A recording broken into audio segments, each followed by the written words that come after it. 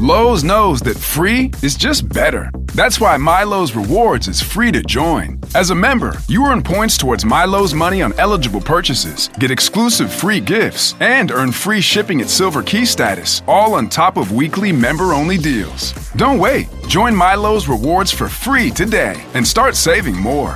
Lowe's, we help, you save. Loyalty program subject to terms and conditions. Details at lowes.com/terms. Subject to change. One of the experiences I trust every homebrewer shares is the feeling of awe that comes from witnessing the conversion of wort into beer through the fermentation process. Even after 15 years, I still get giddy when I see the first signs of airlock activity, a nice fluffy krausen developing on top of my beer. The worst is when this takes too long. You all know the anxiety that comes from checking on a batch a day after pitching and seeing no action. This is why we love Imperial Yeast, who pack 200 billion cells of the purest yeast into each pitch-right pouch, which assures quick starts, healthy fermentation, and predictably great results. I strongly urge all of our listeners to check out everything Imperial Yeast has to offer and let them know that you appreciate their support of the Brülosophy podcast while you're at it. All right, on to the show.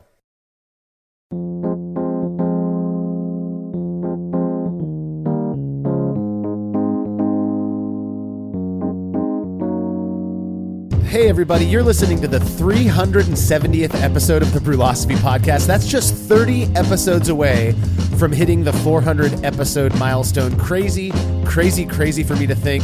Anyway, as most of our listeners know, we reserve every 10th episode for our Brü A series, where we respond to a handful of questions submitted by listeners of the show. I'm your host, Marshall Schott, and this week I'm joined by contributor Jordan Folks. I love these episodes. They kind of can go in any given direction, and I appreciate the variety and excited to get into it. Yeah, I think I say it every time, but I love these Brü A episodes just as much as you do, Jordan, not only because they require a little bit less work than our typical content, but the questions we've been getting lately are pretty rad. It just, not stuff that's easily Googleable. Plus, it seems that people are finally starting to trust us when we say that they don't just have to ask about beer and brewing. And let me tell you, some of the questions on this episode are going to be far from beer and brewing related. One thing we have started doing, though, is prioritizing questions submitted by our patrons. It's just another benefit they get for supporting us in that way. Now, if you enjoy this show and want to help us to keep producing it, we would love for you to become a patron of Brülosophy as well, which you can do over at patreon.com/Brülosophy. By making a small monthly pledge, you'll receive rewards like access to unpublished contributor recipes, unique discounts at YakimaValleyHops.com, and an invitation to a monthly live Q&A session with somebody in the brewing world. Coming up next month, March of 2025, Brülosophy contributor, host of the Brülosophy Show, and the only person on the crew with an English accent, our very own Martin Keene, will be taking the helm again. The last time Martin hosted one of these Q&As, he was still running the Homebrew Challenge YouTube channel. And in fact, it was during those conversations back then leading up to that session that ultimately led to Martin joining our crew, which we are still insanely stoked about. Martin's going to be hanging out on Skype, not Facebook, on Tuesday, March 18th, 2025. So be sure to make your pledge of just $3 or more by Monday, March 17th if you want to attend. Yes, this is going to be the first time we hosted one of these Q&A sessions during the week. We're trying to spread things out a little bit, maybe access some patrons who haven't been able to join us on Saturdays. All past sessions are stored on our private Patreon and YouTube pages, so patrons can go back and watch them whenever they like. Learn more about all of the rewards we offer for your support and become a patron today over at patreon.com/Brülosophy. Another really easy way to support us is by using the links found at brülosophy.com/support when shopping online. Your experience doesn't change at all, and we get a little kickback for the referral. And finally, if you wouldn't mind, please take a few seconds to leave a rating and review of this show in Apple Podcast or wherever it is you listen to podcasts. It really helps people who have yet to hear of us to find us more easily on those platforms.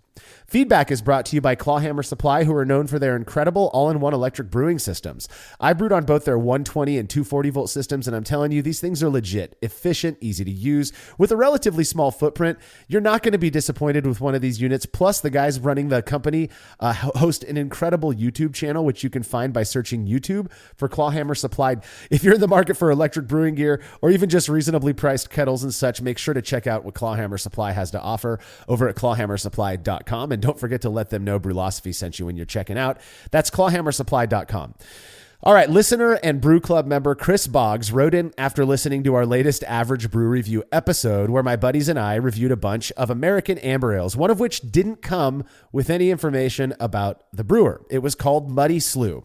Chris said, I thought I put the note in the package, but I must have forgot. I'm from Washington State near the coast, and I started brewing in 1995 using extract. I took about a 10-year break because of life, then started up again in 2022 with all grain, and I have not looked back. This recipe was the first time I dry hopped, close to the parameters, but a little different. The recipe was 67% pale two-row, 13% Vienna malt, 7% honey malt, 3% chocolate malt, 7% C60, and 3% flaked oats. I hopped with Cascade at 60 in 5 minutes, then dry hopped with Citra. Finally, the beer was fermented with Vosk Vike yeast at 85 Fahrenheit or 29C. I was glad you all enjoyed the beer, and we absolutely did enjoy it. Chris, first off, thank you so much for sending the beers to us, as well as sharing this info with me. I'm glad we were able to give you the credit that you deserve. That beer, while straying from the parameters a bit, was absolutely delicious, and I'm sort of glad I didn't know all of these details up front when we were reviewing the beers, because I've kind of gone on the record as not being the biggest fan of Kvike yeast, but I would never have guessed that you fermented that beer with Kvike. Excellent job, my friend. Jordan, you didn't have the opportunity to taste Chris's beer, but do you have any thoughts on the recipe he shared? It sounds like the most homebrewer's recipe I've ever heard. It's like 400 ingredients. The fact that you loved it so much with the Kvike, hot fermentation and all those different grains in the grist, it really speaks to what a wonderful hobby this is. We can do things that a pro brewer could never do. That's just like not reasonable to have that many things going on in a grist and a process there. And I love that it turned out so well. Yeah, and honestly, like I said, if I had known, there's no way to go back in time and know what I would have thought. I try to, acknowledge my biases before going into these things. But if I had known it was fermented with Kvike, would my assessment of that beer been different? Who knows, So in a weird way, I feel like this kind of worked out in all of our favor. I get what you're saying about the homebrew recipe. I do feel like amber ale, brown ale, and some other darker styles, you can get away with a more convoluted grist because you really do have to kind of layer those flavors to get the character you're after. Regardless, it was an excellent beer. Again, Chris, thank you for sharing that beer, sharing your story about the beer as well.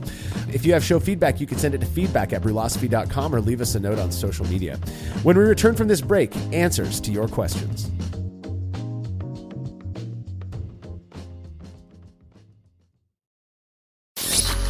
The battlefield is set. The stakes are high. The only thing standing between you and victory? Nothing. Ascend to the pinnacle of gaming greatness with Lenovo Legion. Laptops, towers, and the new award-winning Legion Go, the world's first officially licensed handheld, powered by Steam OS. Legion relentlessly pushes gaming technology forward, with towers built for raw, untamed power. Laptops with best-in-class AI tuning that sharpen your reflexes. And the Legion Go, a handheld for serious gaming on the go. Stay ahead with lightning-fast responsiveness on a stunning 16-inch PureSight display. Keep your cool with cold front thermal technology engineered for marathon sessions. And with all-day battery life, the game never stops until you say so. So check out Lenovo.com/Legion. Lenovo. Empowering creators everywhere. As every brewer knows, the best beer requires the best hops, which Yakima Valley Hops provides fresh from the source to brewers around the world, carrying everything from classics like Cascade to modern favorites like Galaxy and Mosaic, as well as other ingredients and gear. Yakima Valley Hops has it all. And don't forget to check out their new podcast, The Late Edition, where the YVH crew goes into depth on our favorite plant with industry experts. Head over to YakimaValleyHops.com now to see all they have to offer and subscribe to The Late Edition wherever it is you listen to podcasts. The battlefield is set. The stakes are high. The only thing standing between you and victory? Nothing. Ascend to the pinnacle of gaming greatness with Lenovo Legion. Laptops, towers, and the new award-winning Legion Go, the world's first officially licensed handheld, powered by Steam OS. Legion relentlessly pushes gaming technology forward, with towers built for raw, untamed power. Laptops with best-in-class AI tuning that sharpen your reflexes. And the Legion Go, a handheld for serious gaming on the go. Stay ahead with lightning-fast responsiveness on a stunning 16-inch PureSight display. Keep your cool with cold front thermal technology engineered for marathon sessions. And with all-day battery life, the game never stops until you say so. So check out Lenovo.com/Legion. Lenovo. Empowering creators everywhere.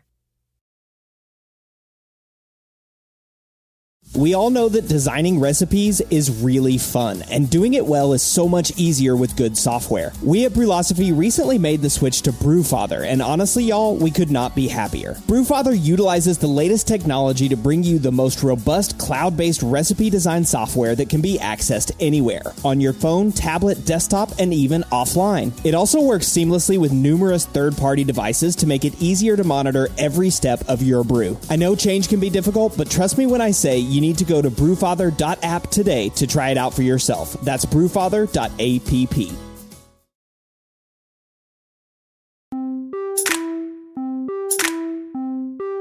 Huge thanks to all of our patrons and listeners who sent in questions for this episode. We got quite a few, so if we don't get to one that you submitted, it's either something we've already addressed in the past or it'll show up on a future episode. All right, first question comes from patron Craig Frazier, who says it seems that people who like to homebrew also tend to like other hobbies and activities. For example, making things instead of buying them, making other food items such as cheese, enjoying hands-on activities. What hobbies and activities do you think is common with homebrewers, and what do you think the common thread is that holds them together? Do you think it's a personality trait thing? So the sociologist in me can't help but think about how this could be somewhat regionally differentiated. You know, we've heard stories from Australia for people brewing for the purposes of cost savings because professional beer is so expensive. So I think that this does make a lot of sense within the American context at the very least. And given that I'm an American, I think I can really only speak to my perceptions and, experiences as an American. And I do agree. I do think that there is some sort of personality trait that brewers tend to be makers. And, I think a lot of it's food, fermented foods like sauerkraut or something, hot sauce. Seems to be a significant, barbecue homebrew pipeline. Yep. And, there's probably some like woodworking and other things like that. I think that we've seen this in our homebrewer survey. There's a fair amount of overlap as it comes to professions. You see a lot of engineers and computer science people. So it definitely seems that, there are some commonalities amongst homebrewing and a lot of other parts of life. Yeah, I'm not, as a psychologist, I fear, suggesting that something is necessarily a personality trait, at least something that we've studied, in that field. But I do think that there are certain interests that people who homebrew tend to share, and it kind of seeps out into other areas. And, like Craig said, it really is that DIY mindset that there's something, homebrewing, obviously to homebrew, you have to like beer or whatever it is that you're brewing to drink. In the same way that if you're going to make bread, you have to like bread to make it. I'm sure there are exceptions to that rule of people out there who just love the process of making beer and sharing it with people and can't stand it. I doubt it's very common though. Because the interest in beer is usually kind of the spark to get people homebrewing. So when I look at my swath of friends who homebrew, which is pretty vast these days, I can't think of a single one who doesn't engage in some other sort of quote, maker activity, whether that's barbecue, which is the vast majority of them. Almost everybody I know who brews also barbecues, whether that's smoking or grilling or cooking outside in some way. It kind of goes hand in hand. A lot of people that I know who homebrew also do sourdough. I happen to be in both of those. I mean, I love using my hands and my mind to create things that other people aren't creating for me. And there's something of value I get from that. Is that a part of my personality? Is it? I don't know. I'm not, again, like I said, I don't want to go down that path necessarily, but I do think there's something about the whole maker mindset that people who homebrew find appealing on a more gross level. Does that make sense, Jordan? Or? Yeah, and I like that you're coming at this from kind of the psychologist perspective of like, what is a personality? And I guess to me, when I said personality, I kind of thought more of like social linkages between similar types of people, and so maybe that's a bit of a different thing.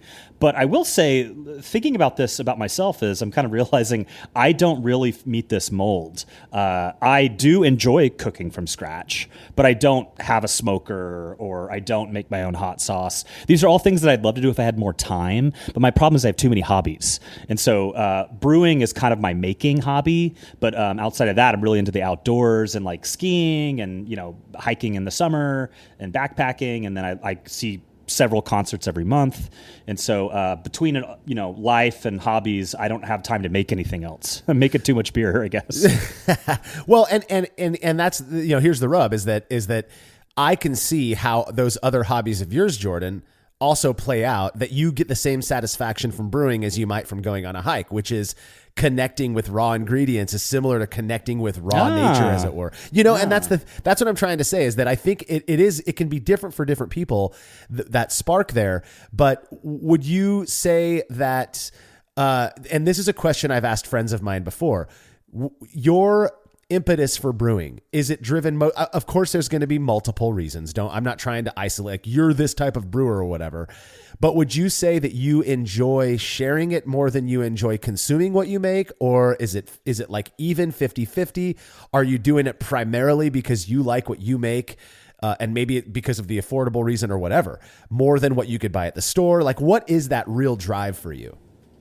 Yeah, I think it's kind of like the satisfaction of completing a really hard puzzle or something. Yes. There's something so cool to be, once you're making really good beer, right? Because there's a bit of a difference between your first extract kit and then being 15 years in the hobby and having all the gadgets and the gizmos and making pretty damn good beer. Yeah. And so at this point, it's like this really fun quest to make beer that's as good or better than some of the best professional examples I've had. So that's what I really get off on, is like making this like a really amazing beverage. And I love drinking my beer and I love sharing it. And so it's a bit of all of the above. I think for me, it's not a cost savings opportunity for me. Obviously, it probably is cheaper if I was to, pint for pint at like a brewery or a bar. But I just really enjoy the conquest of making a world-class beer. And of course, it's fun to share that with those that enjoy it too. Yeah, that is the I can relate with all of that, though I would say that if you're looking at like a scale, that I'm much more in the social side of it. I loved the community, and I don't know why I use past tense. I love the community aspect of it, but when you mix that with the sharing component, it's just so fulfilling and satisfying to me. There's one of my favorite things I've ever done, and I've done this a few times, is everybody, has to be local. Though I guess the Brew Club is kind of doing it with the Average Brew thing. We would all get together and we, put our heads together and decide we're all going to make this style. And you could do whatever you want. There were no parameters or anything, but everybody made that style. And then we'd schedule a barbecue, go figure, at one of our houses, and we'd all come together and share those beers and just talk about them, which is so dorky. I mean, but there's something to me that is just so fulfilling and satisfying about that piece of it. So is it a personality thing? I think that, our real personalities play into it, but I'm not sure that there's going to be a common thread of personality to explain why people get into homebrewing necessarily, because the original drive, that original motivation might differ a bit. So that's where I'm at with that, at least. Sounds good. Well, why don't we get on to the next one? James Splinter asks, how do you get rid of a seasonal beer, i.e. a Christmas beer? I do it by drinking it. I'm currently 5 pints into a 9.1% beer, and my wife is wondering if there's a better way because I will snore tonight. Well, first off, the easiest way for me to get when James says Christmas beer, what automatically goes to your mind, Jordan? A spiced, strong Belgian ale. Exactly. I'll even ditch the Belgian part. Something that has spices in it, though, is me too. And if you're crazy like our very own Steve Thanos, you might throw some like spruce tips in there or something. Well, that's just a Tuesday beer for him. That's right. Christmas beer. That's a normal beer. So the easiest way that I get rid of those is by not brewing them in the first place, because I'm just not a fan of spiced beer like that. Yeah. But, I have, in fact, my brother-in-law is in my house right now. They're just getting ready to pack up and leave. But there was many years ago, he had requested, they were living in town back then, And he had requested, I think it was like a pumpkin spice beer, which I'll call that a seasonal beer as well. That's, closer to Thanksgiving, I guess. And so I kind of yielded and said, fine, make 5 gallons of this. Well, he was visiting, and he'd come over and he'd drink some, and then they'd go back home and they'd come over and he'd drink a few. And I wasn't going to drink all of this beer. It came out fairly well. One of the better, pumpkin spice beers I had, but I'm just not that big of a fan. 2 things. I will text all of my friends and be like, hey, 2 hours this Saturday, come over, open taps. You can drink as much as you want to get rid of these. I'll even overtly tell people, I need to clear out my kegerator. These are going down the drain if people don't come over. And I'll usually get, 10, 15 people over to my place. If that doesn't work and I can't get rid of it, I have no qualms dumping a beer that I'm just not a big fan of. So, you can drink a 9.1% beer, 5 pints of it. I would be on my ass if I drank 5 pints of 9.1% beer. Gosh. But the snoring, my wife would just be like, you're going on the couch, pal. So that's how I get rid of it. Yeah, I think that with something like that, I would probably make either a smaller batch or maybe split a batch. Like I have a buddy that makes a Christmas Belgian ale every winter, and so he'll make a 5-gallon batch and add spices only to half of it because you just don't want to drink a ton of that stuff. And so if you're going to make, full size or small size, bottle it. Right. So then you don't have this keg that's just taking up space, and you can go visit, occasionally. You can give them away as gifts. They're already bottled. That makes it really easy. So you don't have to necessarily just shift to dumping it. So I think those are kind of my 2 suggestions. Make less, split a batch, and bottle. Well, and before we move on to the next question, I have an inkling here that if James wrote this question at 5 pints into a 9.1% beer, as he said, chances are he's surprised that we're reading a question from him right now, because I doubt he remembered submitting it. So I certainly wouldn't. All right, next question comes from patron Adam Vibber, who says, I've always kegged my beer, but I'm starting to get good enough to share it with others. That's good of you to be so self-aware. If I bottle off the cold keg, do I need to keep the bottles cold to share, or can they be stored at room temperature?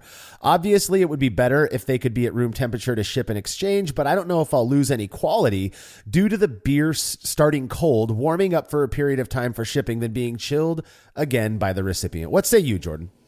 So this is something we've tested. I was one of those that tested a storage temperature experiment. And Marshall, you actually happened to come by my house when that was on draft, and you got to try it. Or I guess maybe they were in bottles, so we popped a couple bottles, right? Yeah. And we definitely saw a difference when we stored one of the bottles for 6 weeks warm.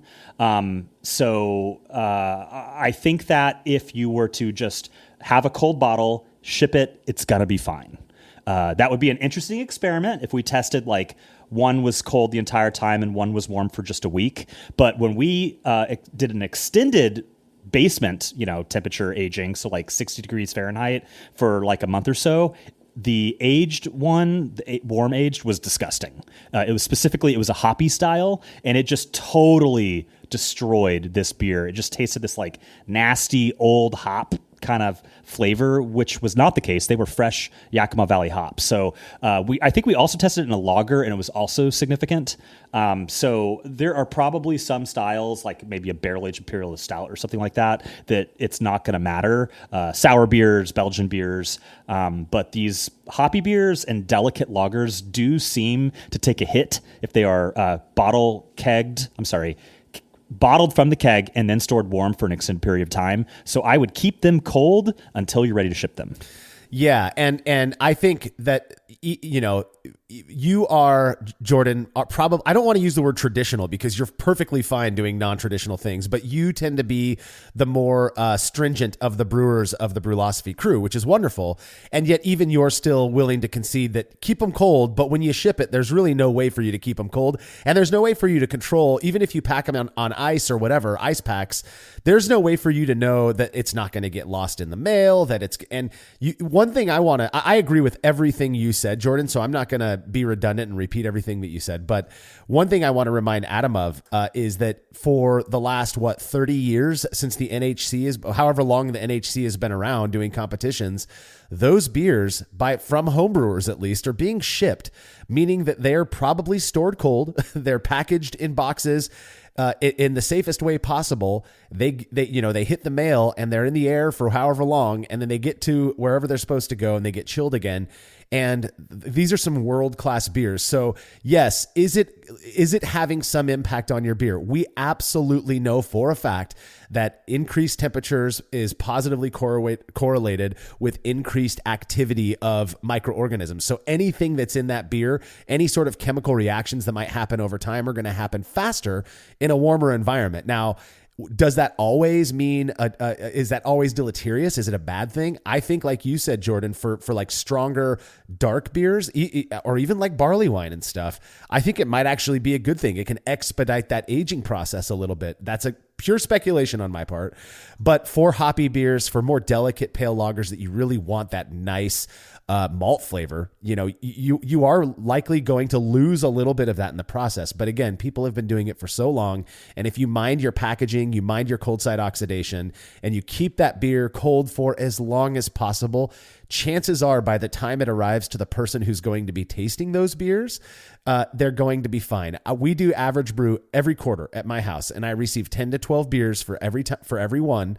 And with very rare exception, I'm looking at you, New Zealand Pilsner, those beers have arrived in good shape, not tasting oxidized, not tasting bad overall, right? Because as soon as they arrive, I'm putting them back in the fridge. So they maybe spent a week, give or take a few days, outside of a cold environment. Well, maybe a final thought on this one. I don't know if you've heard this trick, Marshall, but apparently some of the more successful Great American Beer Fest winners are now personally flying and hand delivering their beers.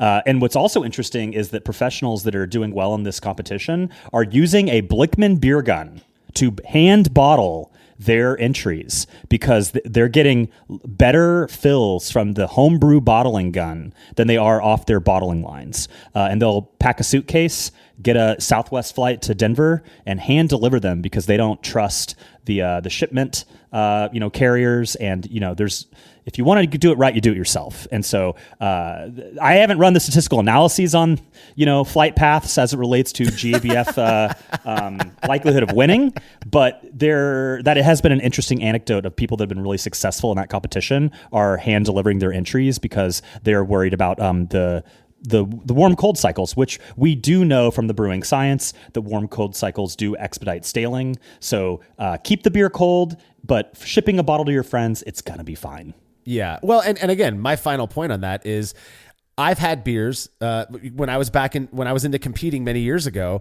The way that I would do things, and I know a lot of homebrewers do not like to do it this way, is I would take beers from the same batch. I'd bottle off about 12 of those bottles, and I would ship, let's say I'm doing NHC, I would ship, however many beers they require that year into NHC. If I made it on to the next round, I would take pre-bottled beers, open one of them, presuming in my head that, hey, if this one tastes good, then I did the same process for the other ones, taste that one, and then send 2 more bottles in as long as it tastes good. If it didn't, I wouldn't spend the money on it. It's something happened to it or whatever. Well, there have definitely been times where I've submitted beers and they score in like 44, 45, like, wow, this was an excellent beer. I get, the call to send more in. I open one, I do my process. Everything still tastes great. I'm storing them cold. I send those 2 other bottles in, and the feedback is the exact opposite of the first round. Feedback and the only thing that I could tie it to is either, the subjectivity of judging, which we all know, I think most of us accept it to be a relatively real thing nowadays, or something happened in the shipping process that didn't happen to the last batch. And that could just be, again, a function of how long those beers spent in the bottle, a difference in the way the beers were treated during shipping or when they got received. So just things to keep in mind. If you send your beer to somebody and it shows up and it's not contaminated and, it's only been off of ice or, out of the fridge for 4 or 5 days, chances are they're going to think it's just as good as they would if they were drinking it at your house. Totally. All right. Well, Jim says, one of my favorite Brewlosophy articles was regarding homemade root beer. I've made several variations of that recipe. So how do you guys plan to produce brewing adjacent topics on the site? I personally would appreciate takes on stuff like bread, pizza, and barbecue a couple times per year. Marshall, you're the boss. What do you think? Yeah, all those things are things that I actually do. Not nearly as much as the beer stuff, but and I love. First off, Jim, I love how your segue into beer adjacent stuff was the homemade root beer article that Will wrote. I think he published that 2-3 years ago at this point. Yeah, we've actually, so Martin and I very recently were talking about ways to, and this is just the business side of business, right? We were talking about ways to reach a bigger audience. Beer and brewing, it's no joke. And nobody's trying to hide behind the fact that we are in a, rapid decline when it comes to interest in beer and brewing. Is that going to lead to a consolidation and of minds and stuff like that so that people become more interested again? I certainly hope so. But until then, we would like to find other avenues of stuff that people are interested in. And, if they want to see us doing things that are, again, adjacent to brewing, that piques their interest and that allows us to engage in these other activities we're already doing, and then we're just sharing that, I'm super open to that. The problem is I have a feeling, and I'd be curious to hear back from some of our listeners on this. I have a feeling that, a good portion of our listeners, let's just throw a number at it, 30 to 40%, are specifically coming to Brewlosophy for beer and brewing related stuff. Why do I feel that way? Because I get emails from people. But then there's a good portion, maybe even a majority of people who would love for us to introduce them to the way that we approach making sourdough bread, making pizza, barbecuing, and even other stuff that we do. A lot of people may not even know. Before I ever started speaking into a microphone, I would record guitars and sing into microphones and record my own music, write my own songs, do all of that. I probably play the guitar more these days still than I do anything in the beer and brewing world because that is a passion of mine. But it's not beer adjacent, as they say. Look, if people are interested in hearing us or talk about, things like that and broadening our scope a little bit, I'm down, but I want to know for sure that we're not getting in the way of the genuine interest, if that makes sense. Mm-hmm. Yeah, I think from a business perspective, audience reach perspective, et cetera, perhaps it does make sense. I mean, look at Amazon. Remember, they started as a book seller, and now, of course, they sell every possible thing on this planet. And I think they've done pretty well for themselves. But I think that from kind of like a puritanical perspective, I'm actually not that big of a fan, personally, of expanding beyond beverages. I think hop water, cider, these are not beer, but they're definitely beer adjacent. Even root beer, I think, I guess beer is in the name, but, I think that makes sense on our website. Talking a little bit about beer, barbecue, or pizza or whatever on the podcast is one thing, but I think starting to dedicate articles to it, just to me, seems like a bit of a strong diversion from the path that Brewlosophy is ostensibly supposed to be on. Right, but I mean, right. We make the rules, right? We can do anything we want. But so I don't necessarily, I don't care to read an article about pizza. And so there's a bit of a personal bias myself there. I'd rather just eat it. And so for me personally, it's like the pizza people of the world, they can have their websites. I mean, look at Martin. He has his own coffee channel, but he's not running, syndicating coffee episodes on the Brewlosophy show. So I kind of think it's okay to have different lanes and go to those different avenues for a given topic. But if, people demand it, I'm sure we can talk more about barbecue. Yeah, God, I appreciate your perspective so much, Jordan. You sound like in fact, the sentiment that I've received in emails from people following even the episode that Will and I did on barbecue and bread. And I totally get it. I have no hard feelings about it because I get the sense that people come to us for beer and brewing, particularly beer and brewing, maybe other beverages like you mentioned. I did just delete my Brewlosophy fashion idea from the notes because I was going to roll out with a fashion channel. That's a joke. You don't want to see my fashion anyways. But you're more of a radio face. Yeah, I've got a face for radio. Thanks a lot, Jordan. As my mustache rubs against the windscreen on my microphone. The thing is that I've considered, I don't have a real drive. People, I think it's very easy to, and I do this as well. I'm not judging anything, but it's really easy to view people like us who are willing to put our voices out every week, write articles, to think that our biggest drive is to get attention in some way or just to make money off of it. Neither of those really come to fruition when you're in this position. I get, again, this is based on pure experience. If I'm walking around at some beer convention and somebody hears my voice, they're probably going to be like, hey, I think that's Marshall from Brülosophy. If they listen to Brülosophy, that's about as far as it gets. That being said, I have been toying with the idea because I have so many other interests that I would consider to be beer adjacent, but that's biased because to me, beer adjacent is any hobby that I have because it's the same energy that I'm investing into, these other hobbies, to start like a side channel of my own or whatever, where I go over my recording gear and talk about microphones and in the way that I talk about beer, which, at least I've been told is fairly unique, this equivocalness that I try to bring to the brewing discussions. I don't know if you're interested in seeing that kind of stuff, you can let me know. Right now, I don't have the time to invest into organizing something the way that we've built Brülosophy by any means, but I don't know, it could be inspiration for me to try something new. So again, the beer adjacent stuff is super fun. I don't think, Jim, that you're going to be seeing too much sourdough pizza or barbecue stuff on the podcast or the website in the future, or the very near future at least. But I will say that it has been absolutely something that Mark and I have been talking about for the Brülosophy show, because that medium sort of allows for a little bit more flexibility on that front. So, I can't promise anything right now, but keep your eyes peeled for the future. Next question comes from Cole Isaacs, who says, I've had an issue with USO5 yeast giving me a clove phenolic off flavor that I'm curious if you guys have ever experienced. For the most part, I love this yeast and I use it for all of my IPAs. It usually is incredibly clean, but when I brew my house IPA recipe, I keep getting clove phenols. The first time it happened, I pitched the yeast at about 75 to 76 degrees Fahrenheit, that's 24C, and figured that was the reason for the clove off flavor. Since then, I've pitched at 68 degrees Fahrenheit, that's 20C, and keep it there throughout fermentation, which usually works great. I'm fermenting my house IPA right now at 68F, and I'm getting clove in it. I'm wondering if ABV has anything to do with it.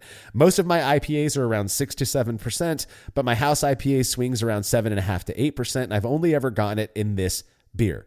Thoughts? Is there any other clean West Coast IPA dry yeast strains you would recommend? Now, Cole did share his recipe. I want to read this before you respond, Jordan. He said that he used pale malt, light Munich, acidulated malt, and flaked wheat in the grist. He kettle hopped with Chinook, Centennial, and Cascade, and then he dry hopped with Strata and Citra. I'm so glad that he asked this question because I was getting the same exact thing years ago. So was I, dude. Dead serious. When using USO5, the dry yeast. And so I thought I was, crazy. So it's so nice to get some sort of confirmation there. I was describing it as like a spicy kind of element.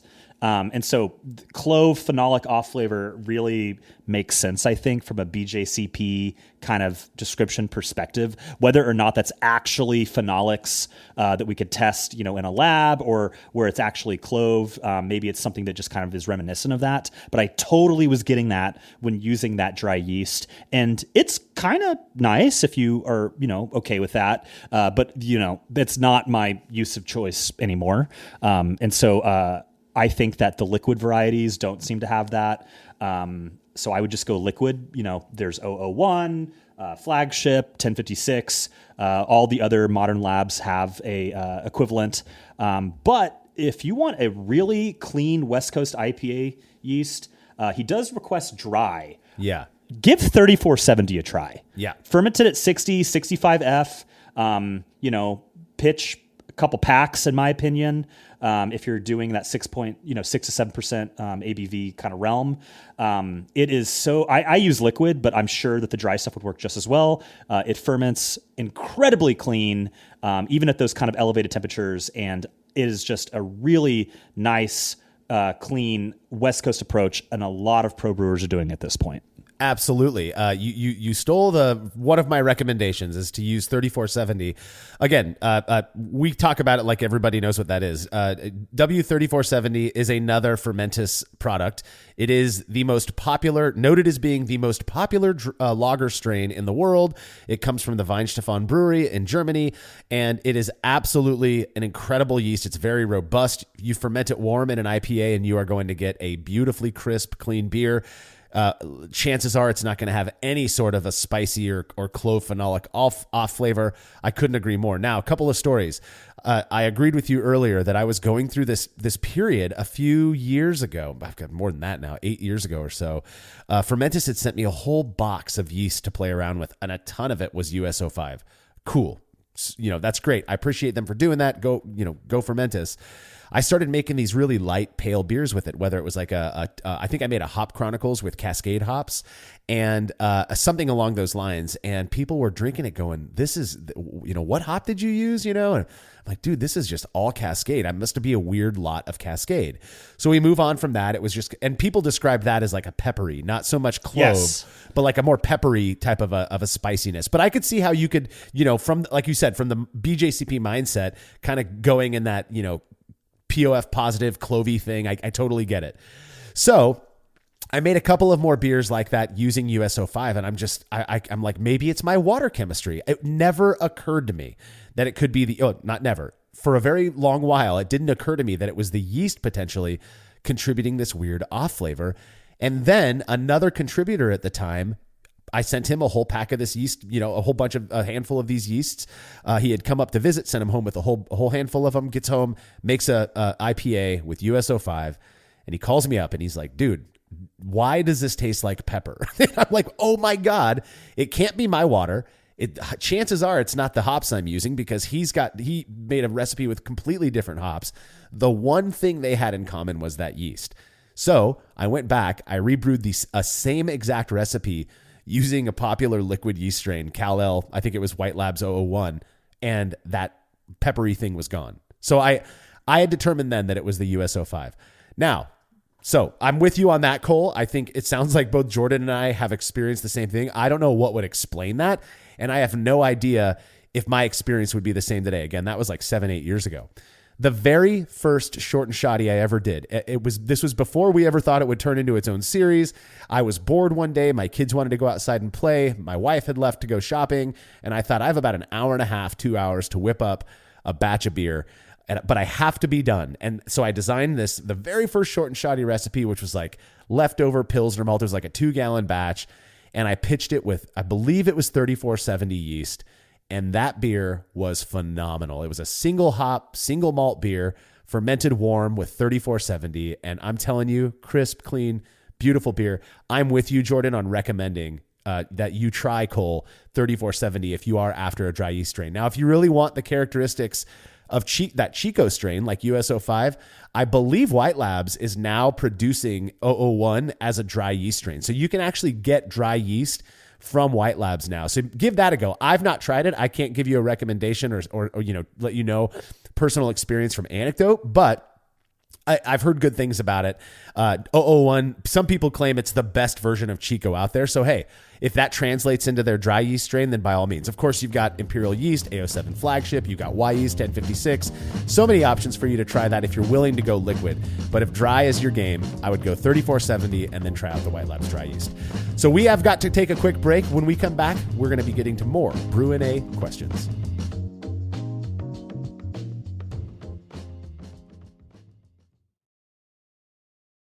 There's no denying that stainless steel is the best material for brewing equipment, and Delta Brewing Systems offers some of the lowest prices on high-quality stainless gear, like the Firm Tank, which in addition to holding 8 gallons or 30 liters of work, comes with a domed lid to even further reduce the chances of a messy blow-off. Plus, it can hold up to 4 psi of pressure for closed transfers. Delta Brewing Systems also has their own line of brew kettles, as well as one of the lowest-priced all-in-one electric brewing systems out there, and their prices are shockingly low. If you're in the market for legit stainless gear that won't break the bank, do yourself a favor and head over to deltabrewingsystems.com today. The battlefield is set. The stakes are high. The only thing standing between you and victory? Nothing. Ascend to the pinnacle of gaming greatness with Lenovo Legion. Laptops, towers, and the new award-winning Legion Go, the world's first officially licensed handheld, powered by Steam OS. Legion relentlessly pushes gaming technology forward, with towers built for raw, untamed power, laptops with best-in-class AI tuning that sharpen your reflexes, and the Legion Go, a handheld for serious gaming on the go. Stay ahead with lightning-fast responsiveness on a stunning 16-inch PureSight display. Keep your cool with cold front thermal technology engineered for marathon sessions. And with all-day battery life, the game never stops until you say so. So check out Lenovo.com/Legion. Lenovo. Empowering creators everywhere.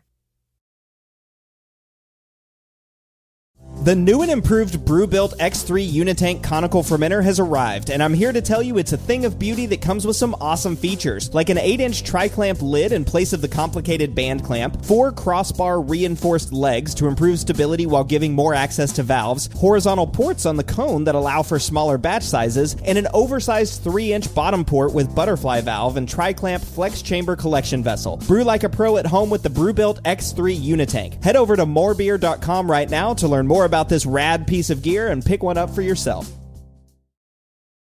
Have you ever thought about adding a port to your kettle but held off because you didn't feel like drilling into your gear or sending it off to have someone else do it? From the makers of the world's fastest counterflow chiller, the Exchillerator, comes the Hangover, the easiest way to add extra ports to your kettle as well as countless other options. Mount a faucet to your keg for easy portable pouring. Set up the perfect whirlpool arm. Hold a heating element in place. All of this and so much more without permanently modifying your gear. Manufactured right here in the United States, the Hangover offers brewers too many convenient solutions to list here. So head over to Exchillerator.com today to see what the Hangover can do for you.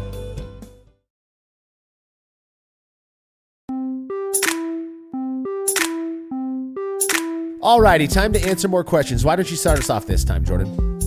All right, the Wizard Scientist says, before attending the 2017 Homebrew Con, I didn't listen to Brülosophy and was barely aware of Chop and Brew. I've now listened to every episode and live down the street from Chip.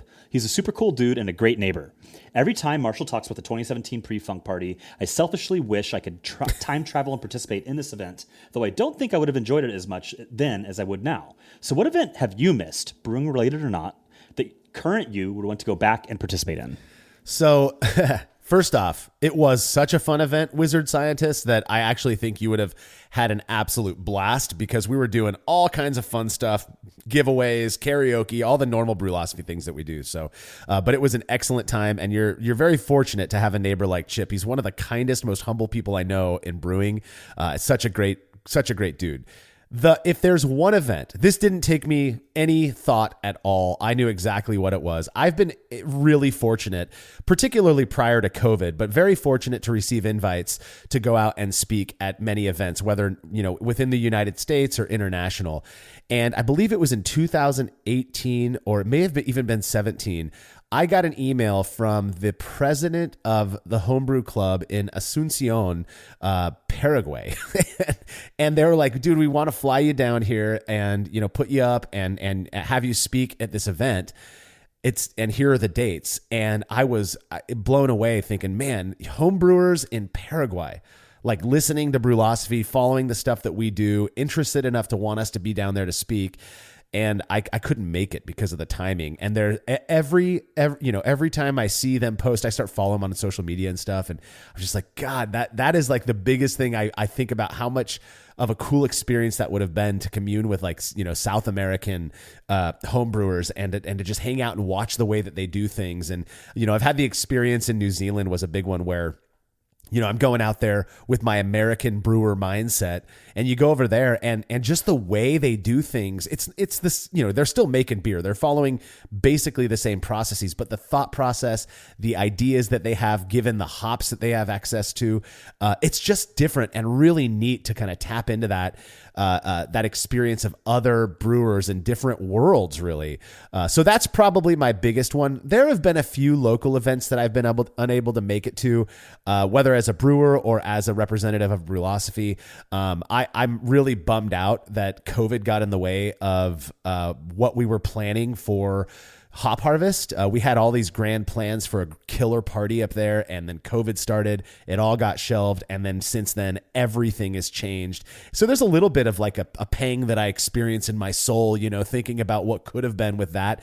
But really, the way I view your question, Wizard Scientist, this is the FOMO question. Like, what did you miss out on that you wished you could have experienced? Those are mine. Jordan, I'm curious to hear about yours. Well, the obvious answer is to travel back in time to see a Grateful Dead concert. And whether that's 1977 or 1989, I have to think about that. But in terms of a brewing related event, I missed the Portland Homebrew Con because I was in Europe.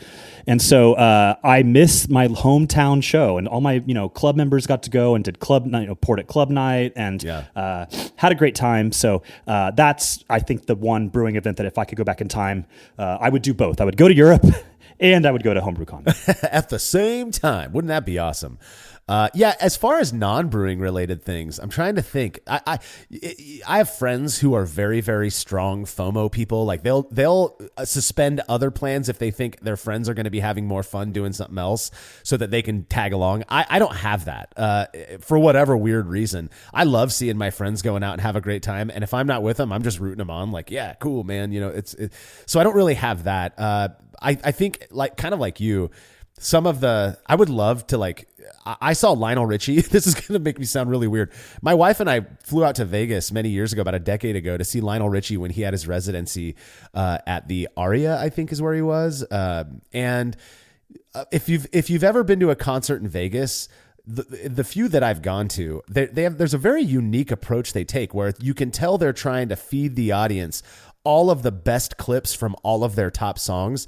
So for Lionel Richie, who's one of my favorite artists of all time, he would play like 30 to 45 seconds from all of his top songs and just run around the stage, but he never got into the songs. It was never like a quiet moment where he just sat down and played a whole song that I was listening to when I was 5 years old. So there's a few bands that they're no longer around that I would love to go back, like when they were in their prime, when they were still up and coming, and see them do like their old school sets. Seals and Crofts would be cool one. Just so many. Ace, like all of the old Michael McDonald. Like I'm such a nerd when it comes to music. I would love to be there, kind of like you with the Grateful Dead. Is it one of their big best shows, or was it one of the real intimate, shows that they put on for their diehard fans? Right. I mean, if you're going to go back in time, I'm not going to the Gettysburg Address. I'm going to a rock and roll concert in the 70s. Oh, man. All right. So did you have any other FOMO, things that you wish you could go back and not miss, Jordan? I mean, in the brewing world, I've never done anything international explicitly related to brewing. Like I've been to, Munich and had a, half liter of Helles, but never been to Oktoberfest. There was that, I don't know if they do it anymore, but there was that funky festival in Amsterdam, the Carnaval Britannomyces or something like that. Oh yeah. So something like that. That would be really cool to do an international beer trip. I've never been to Oktoberfest proper, and I know it's a bit touristy, but part of me is like, of all people in this world, I've got to go and just experience it once. So there's definitely some international FOMO stuff that I have, and hopefully in the future I'll check it off the bucket list. Yeah, I have this reverse FOMO thing where if I go to an event that is very popular, that some people might get FOMO about not being able to attend, and it's super packed and I don't feel like there's an opportunity to just sit down and relax and make a friend or chat with friends who came with me, I kind of regret going. And so I have this fear of going to Oktoberfest, just from everybody that I've talked to who's gone. Like you said, it's just this huge circus. I mean, it's thousands and thousands, hundreds of thousands of people there. I guess the beers aren't as difficult to get as maybe I thought it was, but still you're standing in lines and you're rubbing shoulders with people. And that just does not sound very enjoyable to me personally. So maybe that's why I don't FOMO so hard about these things. But regardless, my bigger thing is, Lionel Richie and Paraguay. So, all right. Next question comes from Arthur Olcott, who says, I have a question that I'd like to put to bed once and for all, as I keep reading things, even recent articles and books, that suggest one of two answers. Ignoring styles and recipes, it's generally accepted that mash pH should be in the range of 5.2 to to 5.5. It's also been said that room temperature mash pH will be around 0.3 pH higher than mash temperature pH for the exact same sample, yet it's recommended to measure pH at room temperature to prolong the life of our meters. My question, therefore, is, when measuring pH at room temperature, should we actually be aiming for 5.5 to 5.8, adjusting for the 0.3 pH temp offset? Otherwise, in my mind, if we have a room temperature sample of 5.2 to 5.5, wouldn't that equate to 4.9 to 5.2 temp pH? And I feel like there's no better contributor to ask this question of than you, Jordan, so go for it. All right. So yes, we are measuring in room temperature. And that is the exact number that the quoted numbers that you hear are referencing. So if your mash pH is supposed to be at 5.2 to 5.5, that is when measured at room temperature. Right. You can actually check out a YouTube episode that we did on the Brülosophy show on YouTube, where Martin interviews John Palmer, and he actually references the historical literature on this. And I think it goes back almost about 100 years at this point. And these are the standards used by both the World Brewing Congress and the ASBC. And I said World Brewing Congress, maybe it's the European Beer something or other. But either way, the authorities, this is what they've established, that when we say a mash pH of 5.2, we mean when measured at room temperature, despite the fact that you have to cool the mash down to do that. He actually even talks a bit about like the historical and scientific reasons for why it was done at room temp. But further, whenever we say a beer pH of 4.0 or whatever, that's also at room temperature. So at any point in the brewing process, when we're measuring pH or talking about an expected pH value or achieved pH value, it is at room temp. The way it was explained to me that really helped it to make sense back when I was actually taking pH measurements, I will get to that in a minute, was mash pH is the pH of the mash liquid. It's not the mash temperature pH. And I think a lot of people mix that up. They're thinking, well, why don't I just dip my probe into my mash, the whole mash, and check the pH there? No, ideally what you're looking for is to chill that down to room temperature, about 68 degrees Fahrenheit or 20 degrees Celsius, measure that pH and have it be between 5.2. Arthur says 5.2 to 5.5. I always heard 5.2 to 5.6, but regardless, that is measured at room temperature. So the first few batches, when I first got into water chemistry and started measuring my mash pH and adjusting for it and all of that, I was doing the pH measurements at mash temperature, because I didn't even think about it. This was 10, 11 years ago. I wasn't even thinking about the temperature of the sweet wort at that point. And I would regularly get between 5.2 and 5.6, because the malts that we use during the mash to make beer have incredibly strong buffering capacities. If after 15 minutes in the mash, most grists, as long as you're not using a ton of roasted barley or whatever, most of them are going to fall pretty close to that range of 5.2 to 5.6. And what I found was that whether I was taking a pH reading at 150 degrees Fahrenheit or at 68 degrees Fahrenheit, it didn't change that much. But when I learned this little trope, that you're measuring the mash pH, not the mash temp pH, I started measuring it at, room temperature, and I started adjusting for that. It didn't make much of a difference with the acid that I was using, how much more I was using, and I didn't taste a difference. So lo and behold, we've done experiments testing the extremes of high mash pH versus the ideal, and very low mash pH versus the ideal. Objectively, we did see some differences there, whether that was in attenuation or total conversion efficiency, maybe even in clarity, stuff like that. Certainly in the hot break of the boil, when I did the high mash pH experiment, I was shocked that the more or the higher the pH, that wort, the coagulation of those proteins, that hot break, was much more noticeable in that higher pH wort than it was in the standard pH wort. So that was interesting. But in the end, the beers were perceptibly, at least by our standards, perceptibly similar. So is it having really a perceptible, like a noticeable flavor impact? I'm not convinced, and I've stopped even worrying about mash pH, but only because the water I use is very soft. It's very clean. There's not much in terms of hardness there. And I've brewed so many batches that I know whether I'm making a 100% Pilsner malt, Helles, or I'm making oatmeal stout that I'm going to fall in between that 5.2 to 5.6 range. And any weird flavors that I might get, I'm so confident have nothing to do with mash pH, but more so other, aspects of the way I brew. 100%. All right, so let's move on to our next question, who is from Taylor Coleman. Taylor asks, do you find that a higher dry hopping rate is necessary to maintain the same flavor and aroma intensity the earlier you dry hop, like yeast pitch versus high Krausen versus after active fermentation? And is the total dry hopping rate the same or lower if you double or triple dry hop versus single dry hop charge? This is stupid that I'm answering this question before you, Jordan, but I'm going to do it anyways.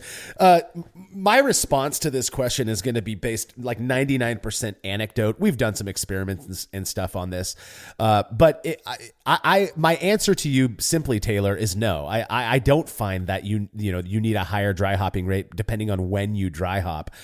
In fact, I think I've told this story before, but the first time that I ever experienced a active, dry hop during active fermentation, it was actually before active fermentation. A buddy of mine who I had introduced to brewing, I had him over, and it was his first batch that he designed on his own. You can imagine how it looked. It was like, rather than a 60-minute bittering edition, it was at like 52 minutes and stuff like that. But we got done. The wort was in the fermenter. I had to run inside to use the restroom. No joke. And I go inside. When I come out, my buddy is sitting there saying, all right, we're all wrapped up. He had cleaned stuff up. I was like, sweet, dude. And I said, hey, what happened to the hops? I was going to measure out the dry hop edition. He goes, I already did it. Don't worry about it. I said, where are they?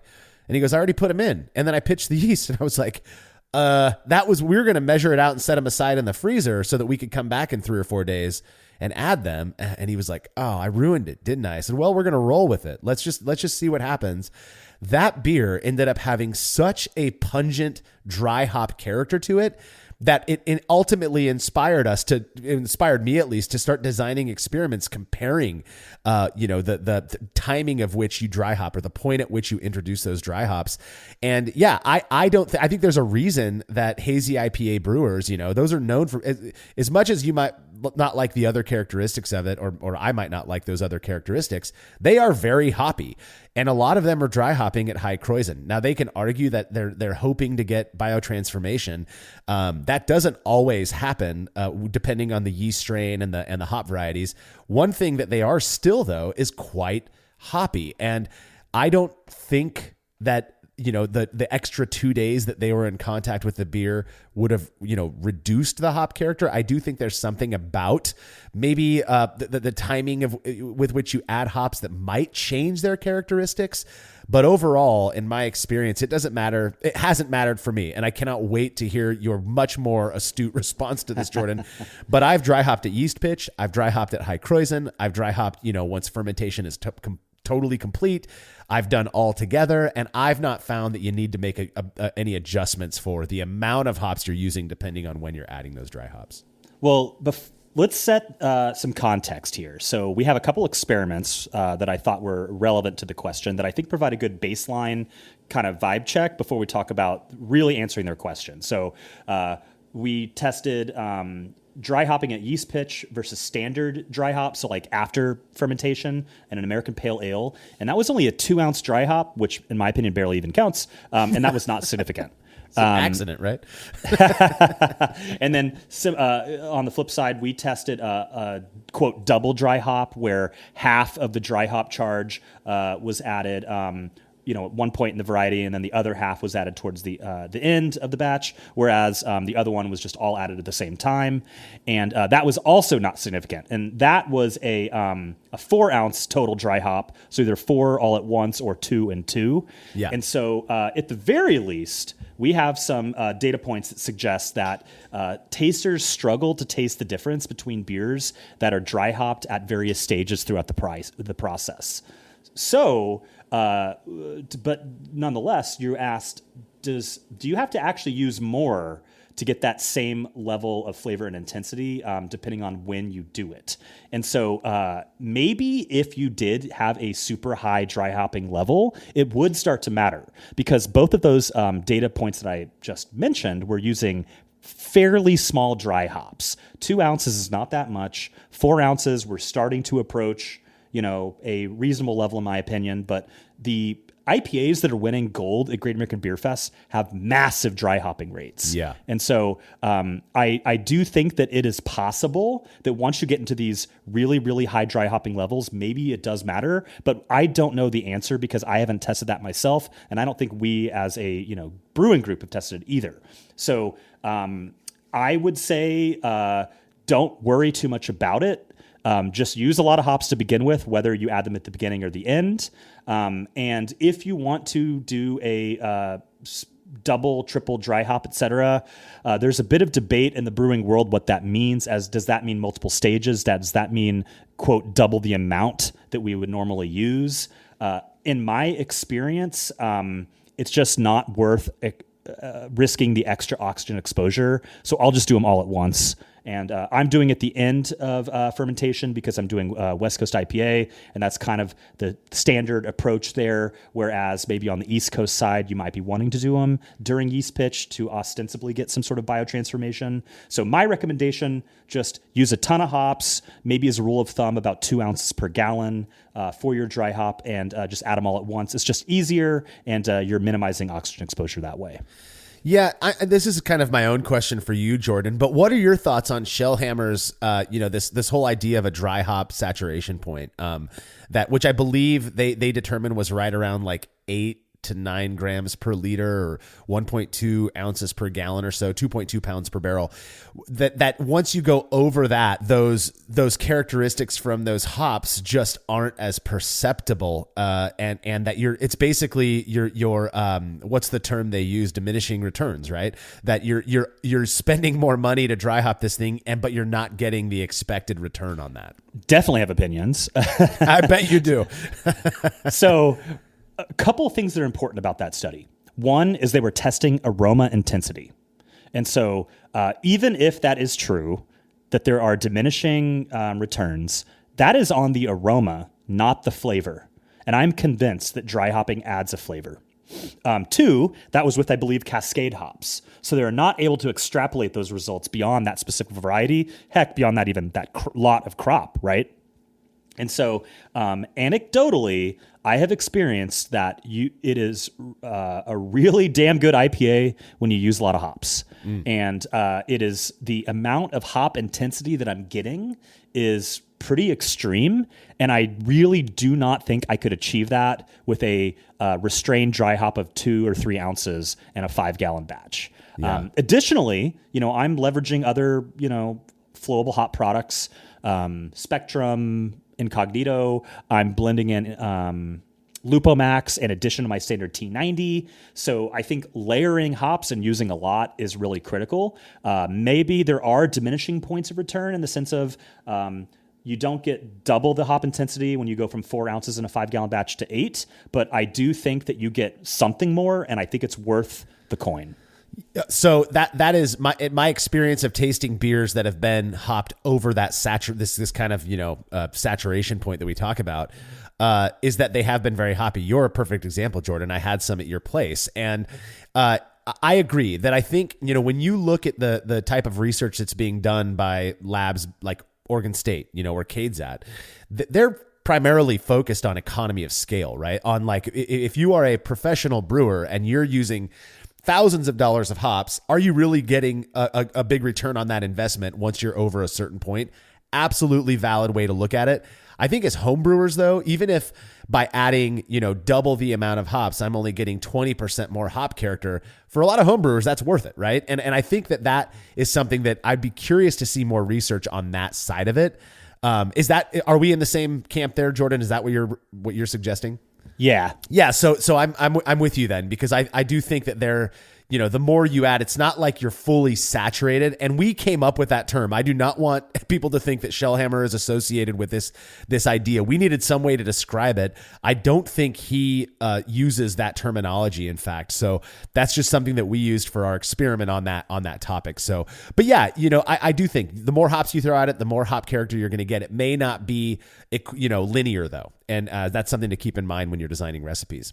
All right, here's a really fun question, and I'll be curious to see how we go about responding to this one. It comes from patron Jeremiah Picard maybe, who says, on episode 300, Will mentioned that he liked a podcast where they discuss the Enneagram personality models, and that got me wondering, what beer style do you think best represents each Enneagram type?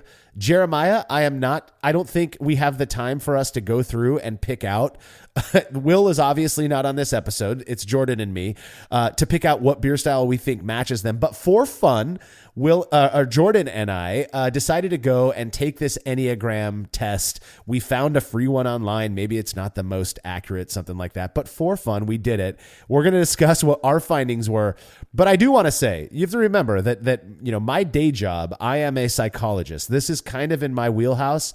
And there's a reason a lot of psychologists don't do stuff with the Enneagram. It is very much viewed as kind of a new agey thing that doesn't hold much validity, but I do think it's fun. And if it helps anybody to better their life, or, that if they accept what the Enneagram spits out when they answer a bunch of questions, by all means, use it to make your life better, but don't use it to judge other people or to think that it's defining you. You define yourself. And so that I'm gonna Dr. Marshall's out of here now. But let's go ahead and kick this off, Jordan. However you want to start your response to this question, go ahead. Well, you had suggested that we try to guess each other's Enneagram type. So maybe you can guess mine first. Okay. So again, I am by no means an expert in the Enneagram type thing. So if I go and I look at the list of Enneagram types, let me get there real quick. I see that there are, it looks like 9 types. And I'm just going to read, I'm on EnneagramInstitute.com type descriptions. So I'm going to read through them because they're very short real quick. You've got the reformer, the rational, idealistic type, principled, purposeful, self-controlled, and perfectionistic. You've got the helper, the caring, interpersonal type, demonstrative, generous, people-pleasing, and possessive. The achiever, the success-oriented, pragmatic type, adaptive, excelling, driven, and image-conscious. The individualist, the sensitive, withdrawn type, expressive, dramatic, self-absorbed, and temperamental. The investigator, the intense, cerebral type, perceptive, innovative, secretive, and isolated. Now, I think they are, just to bump in here, after doing what little research I have on the Enneagram, I think what those 4 adjectives that they're using to describe each one of these is kind of like, it could be perceptive and innovative. It could also, if done wrong or whatever, if employed more unhealthily, it could be secretive and isolated. So the loyalist, number 6, the committed, security-oriented type, engaging, responsible, anxious, and suspicious. The enthusiast, the busy, fun-loving type, spontaneous, versatile, distractible, and scattered. We all know those people. The challenger, the powerful, dominating type, self-confident, decisive, willful, and confrontational. And then finally, the peacemaker, the easygoing, self-effacing type, receptive, reassuring, agreeable, and complacent.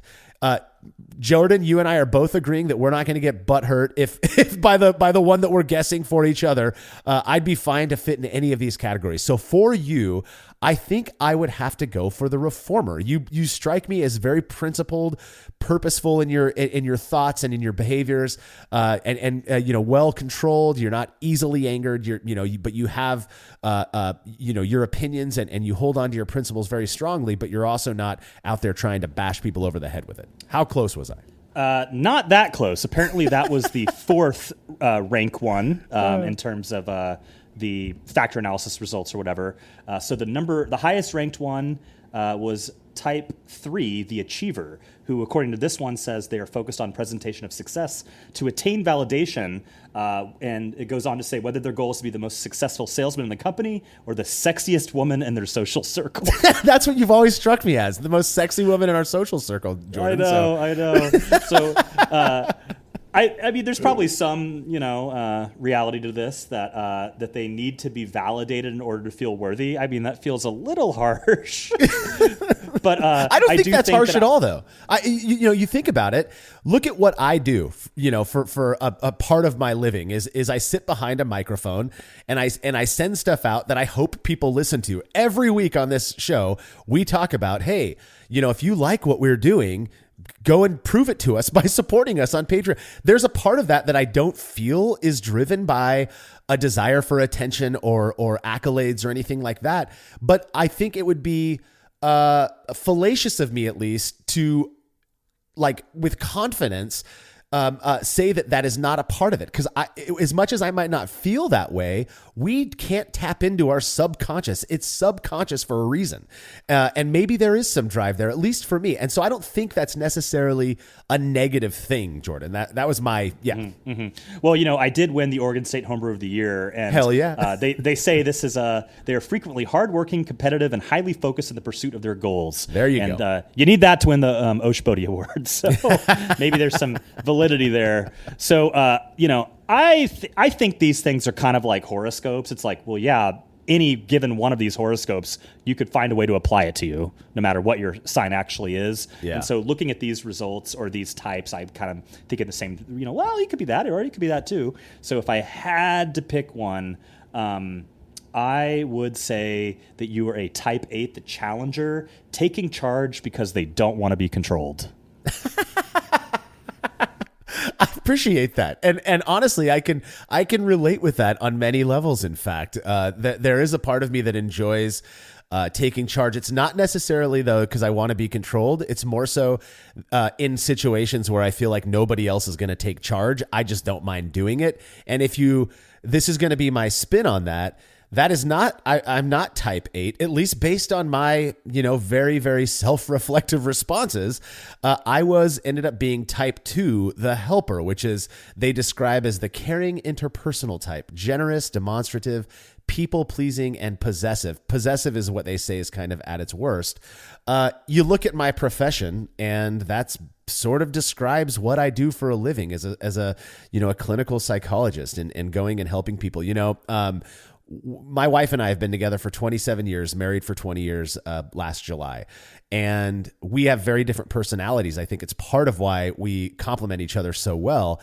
And one of the things that she's gotten on me about is she's like, no matter what a person does, you don't ever, it's like you don't have it in you to be upset with them or to feel like you need to hold them accountable for it. And I that is not something I'm familiar with at all, that feeling, because I always immediately, whether I'm making it up or it's reality, I don't even know, but I immediately come up with some element of understanding as to why that person did what they did that is always in their favor, and I'm not saying 100% of the time. There are even people in the brewing world that I've just decided not to communicate with much because of things that have happened. I think that's just, just trying to stay out of conflict or whatever. But yeah, I'm not saying that I feel like this helper description is exactly who I am. It says number 2s or the helpers are empathetic, sincere, warm-hearted. They're friendly, generous, and self-sacrificing, but can also be sentimental, flattering, and people-pleasing. And if I've been accused of anything, I have a colleague at work who one time told me that you are annoyingly optimistic. And I was like, well, I'm not sure how to accept that compliment or a contradiction. And it's true. I mean, I think a part of it is a defense developed by the way I was raised and the environment that I was in. There's this joke with mental health workers that, they really went into this profession to help themselves. After being in this profession for 2 decades, I fully, utterly don't think that's a joke. I think it's real. If you've ever met a psychologist or a social worker, a marriage and family therapist, almost every single one of them has a story to tell that makes sense how they became what they become. And I don't think there's anything wrong with that. So like you, I don't view these things as being 100% valid. I do think they're fun. I think they can be kind of revealing if you're honest in answering the questions. One of the issues that I was a TA when I was in grad school for 4 years. And my kind of specialty as a TA was personality assessment. And we're talking like normalized actual MMPI, Rorschach. I was a big Rorschach coder, and I would grade people's Rorschach codings, ink blot test, that stuff. And ultimately at the end of it, I came to really question just how helpful that stuff was because of how misinterpreted it can get. And I just don't see that as being something we really need to do to reduce a person down to something that a test tells them who they are. You can kind of sense my existential leanings here. And so it's not that I'm against it. People can do what they want. They can, if it helps them, again, like by all means, go do it. I just don't think that fit necessarily into type 2, and I don't think you necessarily fit into the one that you qualified for. But again, it's kind of fun. I mean, really, that's all this stuff is, you know? Exactly. All right, so one last question from our buddy Will Allwert. He says, if you were to create a new beer style without the influence from the BJCP, what approach would you take? For example, would you draw influence from a food, find influence from a country of origin, come up with an end flavor and work backwards to hit the mark, etc.? What do you think, Marshall?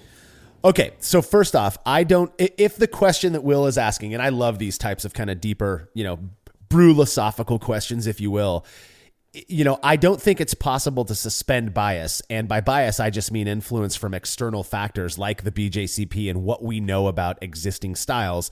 So it'd be very, very difficult for me if somebody were to challenge me to create a brand new style to not rely on what I know about all of the other beer styles to develop this new style. It would be very difficult for me.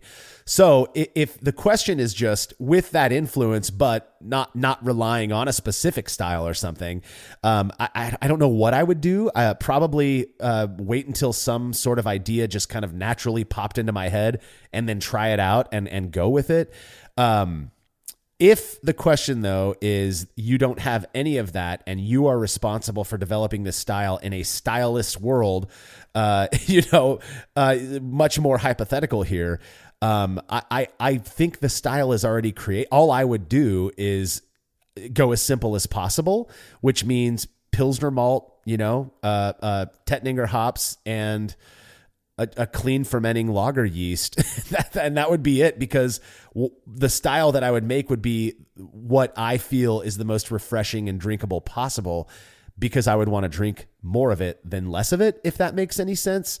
I just think it's so difficult, though, to come up with, again, we're kind of going down this weird philosophy, the way my mind works path, to come up with a brand new style. Most new styles, as far as I'm aware, Jordan, have stemmed out of people taking a already existing style and putting their own spin on it, and then it kind of morphs into its own thing. So again, that's not without influence from the BJCP, because they're already familiar with the style, the base style that they're starting with, I guess. Yeah, there was a time when I really couldn't enter very many competitions because I was doing so much kind of experimental or creative brewing that the resulting beers didn't really fit in a category, and so there just really wasn't any point in trying to enter them. Nowadays, I'm a little bit more style focused, even though I'm not really competing anymore. It's just the types of beers I'm brewing happen to have a home in the BJCP world at this point. But so I have a fair amount of experience of brewing kind of against the grain of style, as it were. And I think that I kind of use a flavor framework, understanding the ingredients and what, this grain, this yeast, this hop, et cetera, adds, and coming up with what I think would be a fun, enjoyable beer that may not actually represent any sort of standing BJCP style. That being said, you could easily dissect them and kind of see how it's an amalgamation of styles A, B, and C, and then collectively it doesn't actually meet any of the BJCP frameworks. And so I guess at the end of the day, it's really all about thinking about the flavors and the profiles that you want and piecing them together. And like you said, it's kind of hard to ignore the fact that BJCP, for better or for worse, provides some sort of framework through which we might think about piecing these kind of disparate pieces together.